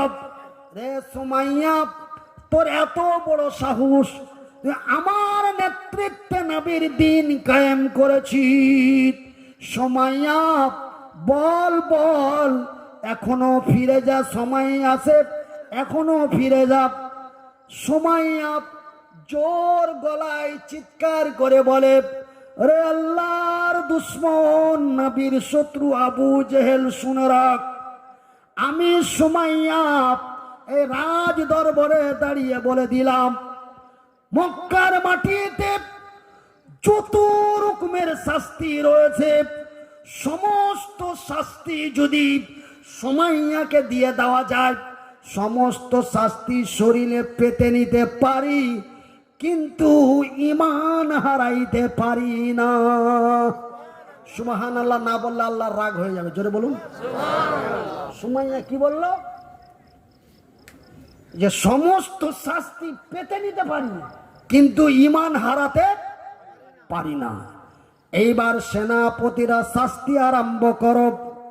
আমার ভাইয়েরা, আমার বন্ধুরা, সুমাইয়াকে প্রথম শাস্তি দেওয়া হলো, তাকে এমন একটা গাছের সাথে বেঁধে দেওয়া হলো, কিন্তু হাত দুটো ছাড়া, হাত বাঁধে না, শুধু এমন একটা রস্সা দিয়ে তার মাজাটাকে বেঁধে দিল গাছের সাথে। বেঁধে দেওয়ার পর বলে সময় আছে, এখনো বল। বলছে পারবো না। এইবার দ্বিতীয় শাস্তি, এবার সময় আর পরনের কাপড়গুলি খুলতে আরম্ভ করা হলো। এইবার তাকে পূর্ণ উলঙ্গ করে দাও। বলি আস্তাগফিরুল্লাহ। একজন সুন্দরী রমণী, একজন রমণীকে উলঙ্গ করে দেওয়ার জন্য এই উলঙ্গ করা হয়েছিল আমাদের ভারতবর্ষের আসাম রাজ্যের দরং জেলায়। দুইজন যুবতী নারীকে থানায় নিয়ে যে উলঙ্গ করে ফটো তুলে ফেসবুকে দেওয়া হয়েছিল। আমার ভাইয়েরা, এই ঘটনা প্রায় 2016-17 সালের ঘটনা। আমার ভাইয়েরা, ঠিক সুমাইয়াকে এবার বলা হলো তাকে পূর্ণ উলঙ্গ করে দাও, যদি সতীত্বর ভয়ে ফিরে যায় তাকে ছেড়ে দাও। এইবার সুমাইয়ার পরনের কাপড়গুলি খুলতে আরম্ভ করলো।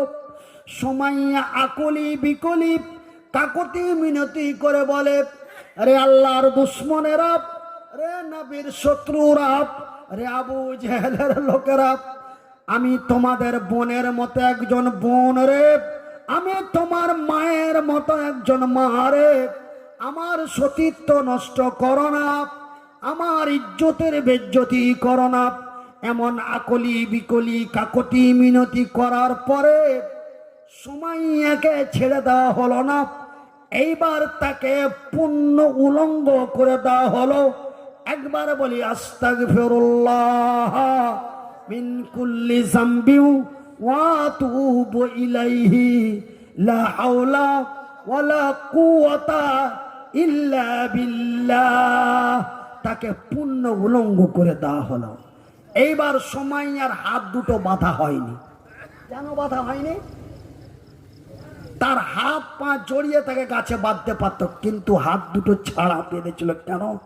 যেন বাতিলের কাছে, সুমাইয়া যেন বাতিলের কাছে মাথা নত করে জোড় হাত করে ক্ষমা চাইতে পারে, যে যাহা করেছি ভুল করেছি, জাহাপানা আমাকে ছেড়ে দাও। এই জন্য তার হাত দুটি ছেড়ে রাখা হয়েছিল। সুমাইয়া যখন সম্পূর্ণ উলঙ্গ করে দিল, সুমাইয়া তার হাত দুটো দিয়ে তার লজ্জা স্থানটা চেপে ধরল। লজ্জা স্থানে হাত দিয়ে বলে, রে আল্লাহর দুশ্মনেরা, রে নবীর শত্রুরা, রে আবু জেহেলের লোকেরা, এমন অত্যাচার নির্যাতন করো না। আমি তোমাদের বোনের মতো বোন, আমি তোমাদের মায়ের মতো মা। তোমরা কি জানো না আমার আল্লাহ বলেছেন আল্লাযীনা হুম লিফুরুজিহিম হাফিজুন, তোমরা তোমাদের সারাম গায়ের হেফাজত করো, তোমরা তোমাদের লজ্জা স্থানের হেফাজত করো। সেহেতু আমার কাপড় চুপড়গুলি দাও, আমার সতীত্বর হেফাজত করতে দাও। সুমাইয়া এই কথা যখন বলে, আবু জেহেলের লোকেরা বলে, সুমাইয়া রে, নতুন নতুন কাপড় দেব। কি দেব? নতুন নতুন কাপড় দেব, সুন্দরী রমণী করে সাজিয়ে দেব, সুন্দরী রমণী করে সাজিয়ে দিব। কিন্তু একবার বলো, একবার বলো নবীর দিন মানি না। একবার বল।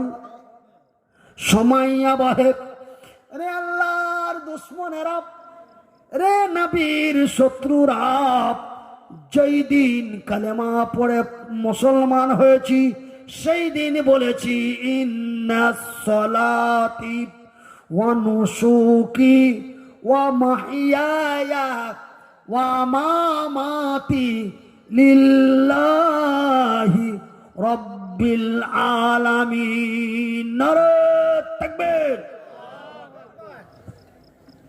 আমাকে যদি পৃথিবী থেকে বিদায় করে দাও, বিদায় হতে পারি, কিন্তু ঈমান হারাতে পারি না। এইবার 3 নম্বর শাস্তি দাও। কয় নম্বর?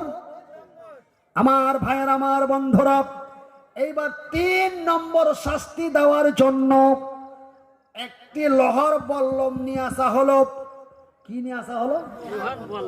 লোহার বল্লম। আপনাদের দিকে আছে? আচ্ছা, একটি লোহার বল্লম নিয়ে এসে জ্বলন্ত আগুনে গরম করতে আরম্ভ করলো। বুখারীর রাওয়ায়াত। ভাই, আপনাদের এই এলাকার সবচাইতে যোগ্যতম আলেম আছে, আপনারা আমার বক্তব্য অনেকে রেকর্ডিং করেছেন। মনিরুদ্দিন ভাই সুমাইয়া এবং আব্দুল্লাহর ঘটনা বলেছে, আপনি শুনেন তো। মাওলানা বদরুল আলমকে বলবেন এবং মাওলানা জজ্জি সাহেবকে বলবেন। ওনারা সবচাইতে এই এলাকার মুফতি এবং শিক্ষিত ব্যক্তি, আমার যতটুকু জানা আছে। তাই আমি আপনাদের বলি, এইবার একটি লোহার বল্লম নিয়ে আসা হলো, আর লোহার বল্লমটি উত্তপ্ত জ্বলন্ত আগুনে গরম করতে দেওয়া হলো, এবং সাথে নিয়ে আসা হলো 2টি উট। কি নিয়ে আসা হলো? উট নিয়ে আসা হলো। 2টা উট নিয়ে আসা হলো। উট 2টি নিয়েছে। একটি উট বেঁধে দিল তার ডান পায়ে, আর একটি উট বেঁধে দিল তার বাম পায়ে। 2 পায়ে 2টি উটকে বেঁধে দিল, আর ওই লোহার গরম বল্লম খানা হাতে নিল। হাতে নিয়ে বলে, সুমাইয়া রে বল, এখনো সময় আছে, বল, এখনো সময় আছে, বল। সুমাইয়া বলে, যেই দিন আমি কালেমা পাঠ করেছি সেই দিন আমার বেঁচে থাকা, মরে যাওয়া, আমি সমস্ত কিছু ভুলে গেছি। না রে না, আমি নবীর দিন ছেড়ে দিতে পারি না। এই কথা যখন সুমাইয়ার মুখ দিয়ে বেরিয়ে গেল, বাজানে রে, লোহার গরম বল্লম খানা সুমাইয়ার লজ্জা স্থানে দিয়ে দিল, আর 2 দিক থেকে উট 2টোকে তাড়িয়ে দিল। সুমাইয়া চিরে 2 টুকরো হয়ে মক্কার মাটি রক্তাক্ত হয়ে গেল। বলি ইন্না লিল্লাহি ওয়া ইন্না ইলাইহি রাজিউন। এইভাবে সেই দিন মক্কার মাটিতে আবু জেহেলের নেতৃত্বে এমনই অত্যাচার নির্যাতন করে মুসলমানদেরকে শহীদ করে দেওয়া হতো। আমার ভাইয়েরা, এইবার সুমাইয়া শহীদা হয়ে গেল। সুমাইয়া কি হলো? শহীদ হয়ে গেল। না, নারীদের ক্ষেত্রে শহীদ শব্দ ব্যবহার হবে না, হয়তো আপনাদের জানা ছিল না, বলে দিয়েছেন, আজকে থেকে সেটা তওবা করে নেন। নারীদের মধ্যে শব্দটি ব্যবহার হবে সোহদা, আর পুরুষদের ক্ষেত্রে ব্যবহার হবে শহীদ। তবে সুমাইয়া এবার সোহদা হয়ে গেল, পৃথিবী থেকে বিদায় হয়ে গেল।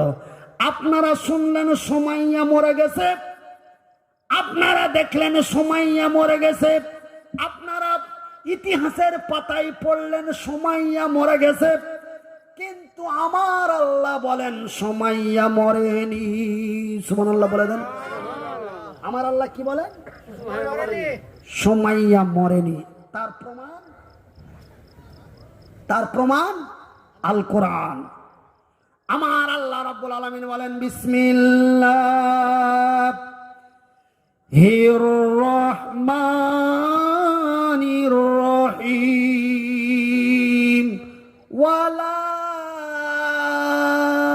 তাকুলু লিমান ইউখতালু ফি সাবিলিল্লাহ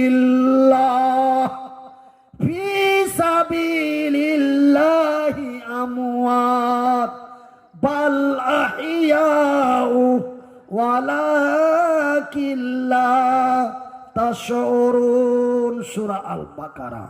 আল্লাহ রাব্বুল আলামিন বলছেন, তোমরা দেখলে মনিরুদ্দিন মরে গেছে, তোমরা শুনলে মনিরুদ্দিন মরে গেছে, কিন্তু আমি আল্লাহ বলি মনিরুদ্দিন সুমাইয়া মরে নাই। আজকে আমি মনিরুদ্দিন বর্তমান পরিস্থিতিকে সামনে রেখে 2026 সালের তরুণ তরুণীদের সামনে রেখে আমি কিছু বক্তব্য দিলাম। আপনাদের মনে রাগ হয়ে গেল। আমি বিগত 11 বছর আগে বেলডাঙ্গা মেঝের ধার বলে একটা গ্রাম আছে, আছে বেগুনবাড়ি আছে, আচ্ছা, ওই এলাকায় এক জালসাতে এসেছিলাম। আমাকে এক বন্ধু একটা গল্প শুনিয়েছিল। বলছে, হুজুর জানেন, আমাদের এখানকার একটা মুসলিম ছেলে মদের দোকানে কাজ করত। কিসের দোকানে? মদের দোকানে কাজ করত। তো মুসলমানেরা মদ কিনতে যায়, তখন ছেলেটা ও খালি বলতো, হাগো আমি আজকে 10,000 টাকার মদ বেচলাম, তার মধ্যে 7,000 টাকায় মুসলমানের আর 4,000 টাকা অন্যান্য। এই ছেলেটা যখন বারবার ডিস্টার্ব দেয়, তখন ছেলেটাকে তার পরের দিন অন্ধকার রাত্রে তাকে পিস পিস করে কেটে ওই মদের দোকানের শাটারে ঝুলিয়ে রেখে দিয়েছিল। এমন একটা ঘটনা আমাকে শুনিয়েছিল। তবে আপনারা দেখলেন ছেলেটা মরে গেছে, আপনারা শুনলেন ছেলেটা মরে গেছে। আমি মনিরুদ্দিন অন্যায়ের প্রতিবাদ করে সত্যর কথা বলতে যে আমাকে পাটকে বাড়ি রাস্তায় ধরে মেরে দিল, আমি মরে গেলাম। আপনারা শুনলেন মনিরুদ্দিন মরে গেছে। আজকে এই জালসার তরুণ যুবকেরা, এই যুবকেরা ইসলামী দ্বীনি প্রোগ্রাম করতে যে যদি তারা শহীদ হয়ে যায়, তারা যদি শহীদ হয়ে যায়, তবে আল্লাহ রাব্বুল আলামিন বলেন, তোমাদের কাছে শহীদ কিন্তু আমার কাছে জিন্দা। ওয়ালা তাকুলু লিমান ইউখতালু ফি সাবিলিল্লাহ। যারা মদের বিরুদ্ধে, সুদের বিরুদ্ধে, অন্যায়ের প্রতিবাদ করে সত্যর বিজয় করতে যে যারা শহীদ হয়ে মারা যায়, তাদের কোনোদিন মৃত্যু বলো না। ওরা মরে না, ওরা মরে না, ওরা মরে না। ওরা তোমাদের নিকটে মৃত্যু, কিন্তু আমার নিকটে জিন্দা। একবার জোরে বলি নারায়ে তাকবীর, নারায়ে তাকবীর। তাই আমি এই মুর্শিদাবাদ জেলার, এটা কোন থানা পড়ে? এই নওদা থানার তরুণ যুবকেরা, ভাই তোমরাই হলে ইসলামের সৈনিক, তোমরাই হলে ইসলামের ঝান্ডা। আমি মনিরুদ্দিন হাত নেই, পা নেই, একজন প্যারালাইসিস মানুষ। আমি যদি এইভাবে গলা উঁচু করে হক কথাগুলি যদি মানুষের কাছে বলতে দ্বিধা না পাই, তোমরা অন্যায়ের প্রতিবাদ করতে দ্বিধা করো না, সত্যের দিকে এগিয়ে এসো। ইসলাম একদিন কায়েম হবে। ইসলাম কোনো একদিন এদেশের আকাশে কালেমার পতাকা দুলবে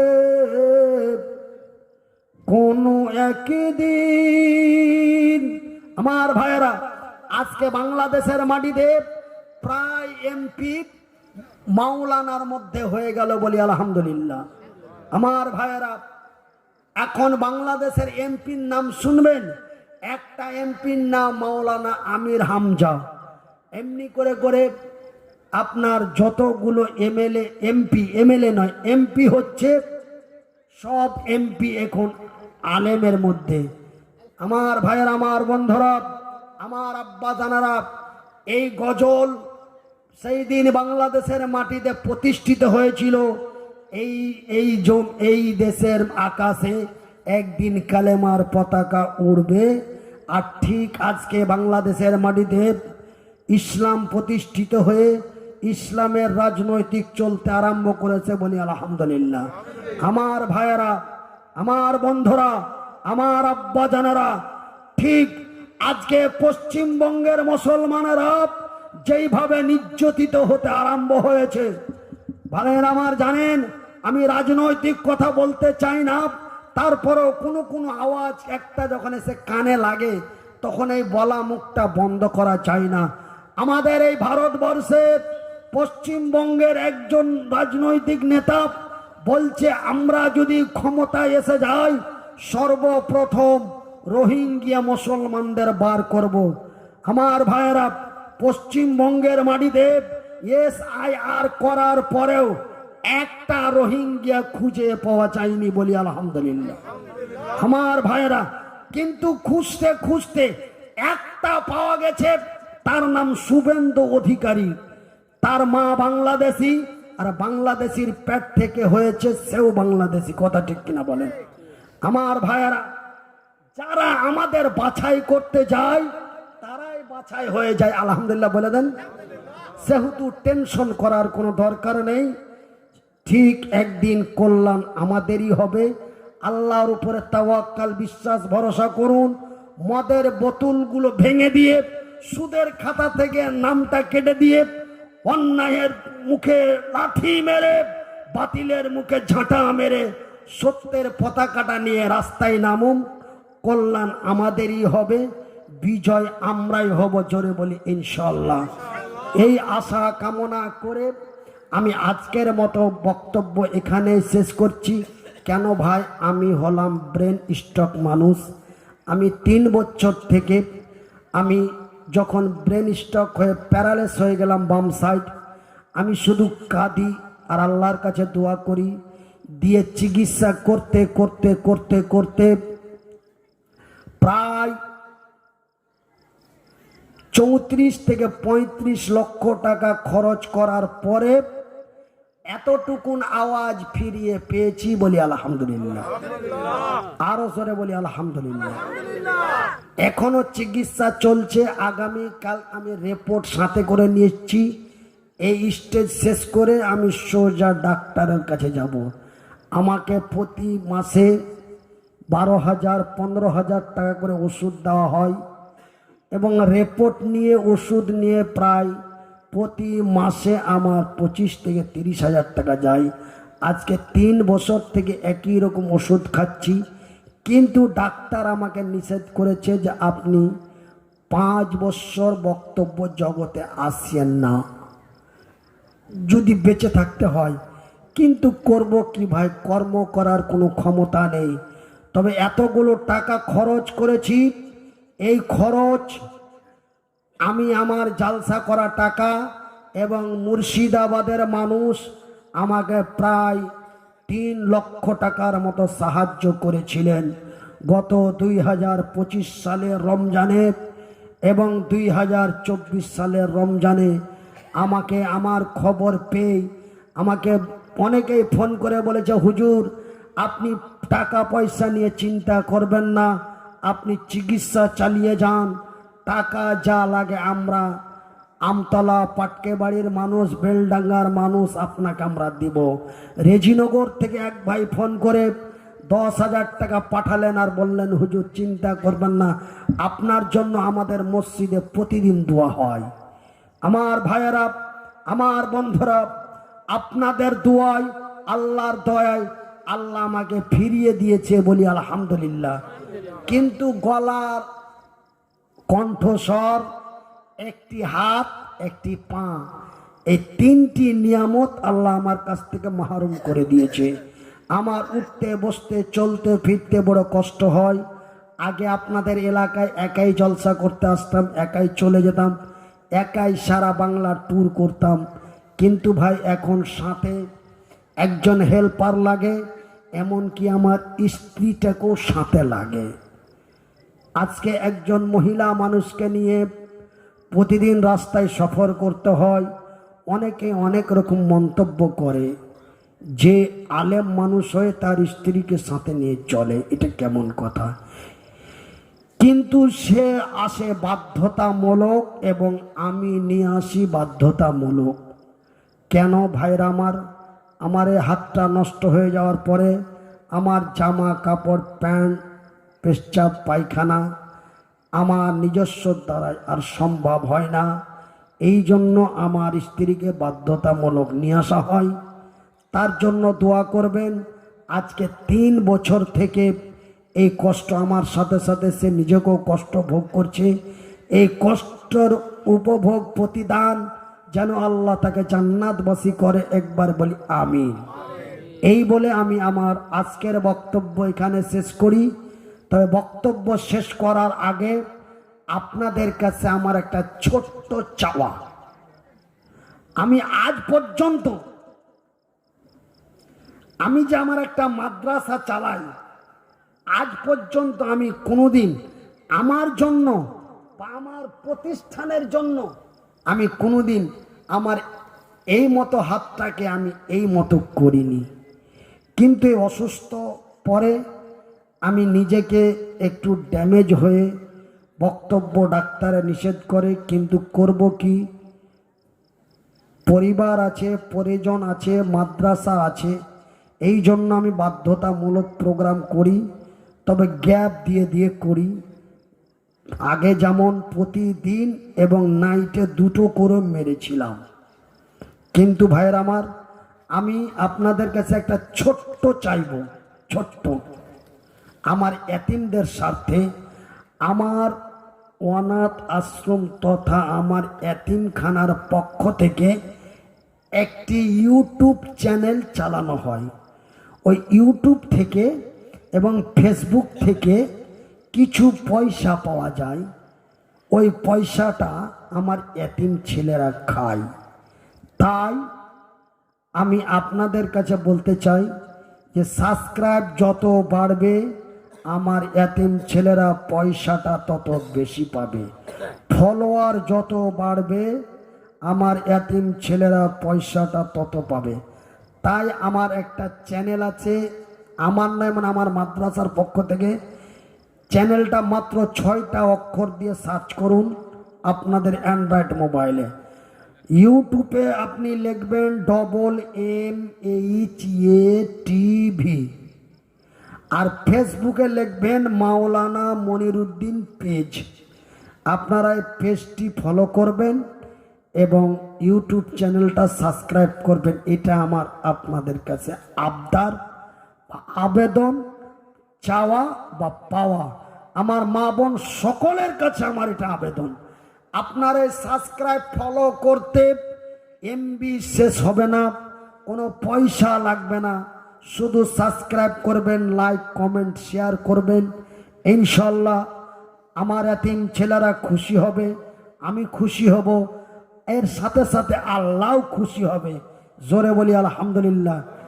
এইবার আমি একটু ছোট্ট করে আপনাদেরকে একটু দোয়া দিব এবং এই জলসা কমিটির ছেলেদের একটু দোয়া দিব এবং আমি একটু আপনাদের দোয়া নিব।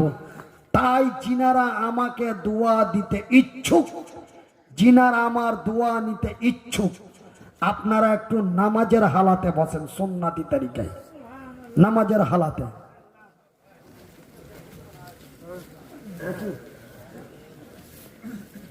সভাপতি সাহেব, ও আচ্ছা, দোয়া করে দিন নাকি না? আর কোনো বক্তা আছে না? এখন শ্রোতা আমার কাছে শুনতে চাইলো, আমার পক্ষে সম্ভব নয়। সেহেতু আপনারা সারা রাতের জালসা করতে গেলে আপনাদের আরও একটি বক্তার দরকার ছিল। সেহেতু এই দুইটা বক্তাতে এতক্ষণ, হ্যাঁ, তবে আমার আগের মেমোরিটা যদি থাকতো তবে এইগুলো জালসা আমি একটা জালসা একাই পার করে দিয়েছি। কত পার করেছিলাম।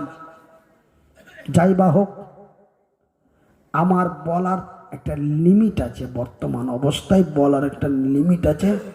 সেটা হচ্ছে এখতিয়ারের উপরে। এখতিয়ার বুঝেন? আমি যতক্ষণ পারবো বলবো। আমাকে নির্ধারিত সময় বেঁধে দিলে আমি আপনাদের জলসার দাওয়াত নিতে পারলাম না। আমি বলতে বলতে হয়তো বর্তমান পরিস্থিতিতে আমি 2 ঘন্টা বলে দেব, 1.5 ঘন্টা বলে দেব। আপনি যখন বলবেন যে কি আপনার সময় দেওয়া হবে, আপনাকে 2 ঘন্টা বলতে হবে, তবে আমি আপনার জন্য নাই। আপনাকে 1.5 ঘন্টা বলতে হবে, আমি নাই। আমার কোনো নির্ধারিত সময় থাকবে না। ইচ্ছে হলে দাওয়াত করুন, না হলে আপনারা অন্য বক্তা খুঁজেলেন বা আমি নাম্বার দিচ্ছি। এইভাবেই এই বছর ফিল্ডে নামা হয়েছে। প্রায় 60 থেকে 65টার মতো জলসা করলাম। আজকে আমার শেষ জলসা। আল্লাহ বাঁচিয়ে রাখলে ঈদের পরে আবার স্টার্ট হবে ইনশাল্লাহ। তবে এখন আপাতত রমজান মাসের মতো শেষ। তাই আমি এখন একটু আপনাদের জন্য একটু দোয়া করি। ছোট বড় সকলে একটু আমার জন্য হাত তুলে দোয়া করবেন, আর আমিও আপনাদের জন্য দোয়া করছি। আর দোয়ার শেষে আমার কাছে একটা বাইরের আপনার একটা ওষুধ আছে, কাশির ওষুধ। এই ওষুধটা লকডাউনের সময়, করোনা ভাইরাসের সময় এই ওষুধটা আমি খুব কষ্ট করে ম্যানেজ করেছিলাম। যে করোনা ভাইরাস কি জিনিস, তা সর্দি কাশি খুকি কাশি, না সর্দি কাশি যার কাছে আছে ওই হলো করোনা, নাকি এরকম হয়েছিল। তো ওই জন্য আমি একটা কাশির ওষুধ খুব কষ্ট করে ম্যানেজ করেছি। যদি আপনারা নিতে চান তবে আপনারা দুয়ার পরে, ওই যে আমার গাড়িটা কোন দিকে আছে বাবা, এইদিকে, এই রাস্তাতে একটা লাল জাইলো গাড়ি আছে। গাড়িতে আমার ড্রাইভার এবং আমার হেল্পার আছে। ওখানে যাবেন, 100 টাকা দাম। মেডিসিনটা নিয়ে নেবেন। নেওয়ার পর, কার বাড়ি? জহির মাস্টারের বাড়ির কাছে। জহির মাস্টারের বাড়ির কাছে আমার গাড়ি আছে। তো আপনারা দুয়ার আগে ওষুধ নিতে চান না, দুয়ার পরে ওষুধটা নেবেন। আর খাওয়ার সিস্টেমটাও বলে দিবে। তারপরেও যদি বুঝতে না পারেন তবে মোবাইল নাম্বার লেবেলে দেওয়া আছে আমার, আমাকে ফোন করবেন, আমি নিয়মটা সুন্দর করে বলে দেবো ইনশাল্লাহ। এই বলে মাত্র 100 টাকা। এই বলে সকলেই আল্লাহর দরবারে দোকরি আল্লাহুম্মা আমিন। আমার অন্য হাতটার অপেক্ষা করবেন না। আল্লাহুম্মা আমিন। রব্বানা যালামনা আনফুসানা ওয়া ইল্লাম তাগফির লানা ওয়া তারহামনা লানাকুনান্না মিনাল খাসিরিন। রব্বানা ইন্নানা আমান্না ফাগফির লানা যুনুবানা ওয়া তাওয়াফানা মা'আল আবরার। রব্বানা ইগফির লি হাইয়িনা ওয়া মাইয়িতিনা ওয়া শাহিদিনা ওয়া গায়বিনা ওয়া শাগীরিনা ওয়া কাবীরিনা ওয়া যাকারিনা ওয়া উনসানা। আল্লাহুম্মা ইন্না নাসআলুকা ফি নুহুরিহিম ওয়া নাউযু বিকা মিন শুরুরিহিম। আয় আল্লাহ তাআলা, আমি মনিরউদ্দিন তোমারই এক অসহায় অসুস্থ বান্দা। তোমার বান্দা বান্দীদের নিয়ে গভীর রাত্রে তোমার দরবারে আমার এই হাতটা বাড়িয়েছি। মাবুদ গো, এই মাহফিল করার জন্য, এই ধর্মসভা করার জন্য এই গ্রামের যুবকেরা, তরুণেরা, গ্রামবাসীরা বড় কষ্ট করে দৌড়া দৌড়ি ছুটাছুটি করে এই মাহফিলের আয়োজন করেছে। মাবুদ গো, এই মাহফিলের জন্য, দিন প্রচারের জন্য, দিন কায়েমের জন্য যারা বড় কষ্ট করেছে, আল্লাহ তুমি তাদের কষ্টের প্রতিফল দাও। আল্লাহ, এই মাহফিল শুধু কষ্টের পরিশ্রমে হয় নাই, এই মাহফিল করতে লক্ষ টাকার মতো খরচ হয়েছে। এই টাকা তোমার বান্দা, তোমার বান্দিরা দিয়েছে। কেউ 100, কেউ 500, কেউ 200, কেউ 1000, কেউ 5000, এমনি করে করে যতগুলি দান করেছে, আল্লাহ তুমি প্রত্যেকের নেক দানগুলি কবুল করো। আল্লাহ, অনেকের মা বাবা আত্মীয় স্বজন কচিকাচা নীরব কবরে শুয়ে আছে। আল্লাহ, তুমি তাদের কবরগুলিকে নূরে মানাওয়ার করে দাও। আমার মতো যারা অসুখে ভুক্তভোগী 3 বছর 4 বছর থেকে, আল্লাহ তুমি তাদের সুস্থ করো। আল্লাহ, তুমি আমাকে 2টো হাত দাও নাই, পা দাও নাই, কিন্তু তুমি আমাকে 2টো চোখ দিয়েছো। আল্লাহ, তোমার দেওয়া চোখ 2টি দিয়ে নবীর হাদিসে পড়ে দেখলাম, তোমার রাসূল আমার নবী বলেছেন, মুসাফিরের দোয়া আল্লাহ গ্যারেন্টি কবুল করে, মাজলুমের দোয়া আল্লাহ গ্যারেন্টি কবুল করে, মায়ের দোয়া আল্লাহ গ্যারেন্টি কবুল করে। আল্লাহ, আমি মুসাফির, আল্লাহ আমি মাজলুম, আল্লাহ আমার মায়েরা পর্দার আড়ালে আছে। আল্লাহ, তুমি প্রত্যেকের আমিনগুলি কবুল করে আমাকে আল্লাহ তুমি বলা এবং চলার শক্তি দাও। আল্লাহ, 3টি বছর থেকে বড় কষ্ট করে যাচ্ছি, কষ্ট হয়, নিজে একটু হাঁটা চলার মনে জাগে, কিন্তু পারি না। একাই পেশাব পায়খানা করে নিরাপত্তাভাবে একাই চলবো, কিন্তু পারি না। আল্লাহ, তুমি যে শক্তি আমাকে দিয়েছিলে, সেই শক্তি আমাকে পুনরায় ফিরিয়ে দাও। আল্লাহ, তুমি দিতে পারো, কেন? তুমি তো তোমার পবিত্র কোরআনে বলেছো, আমি দিতেও পারি, আমি নিতেও পারি।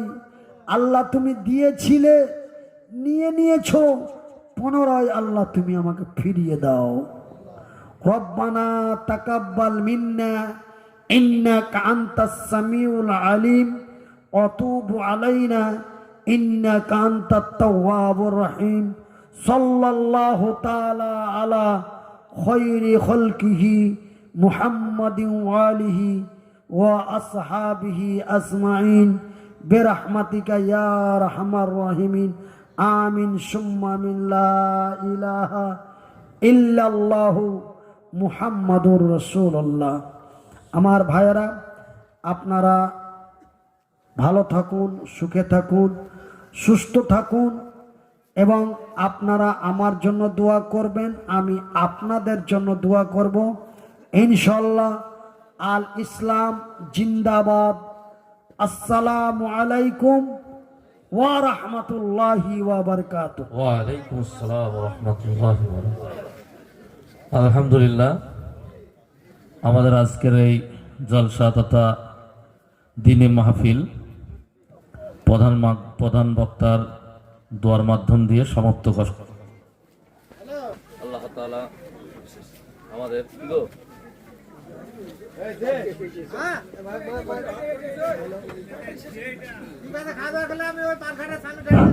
আল্লাহ তাআলা আমাদের এই জালসাকে মঞ্জুর এবং কবুল করুন, বলুন আমিন। আমার ভাইয়েরা,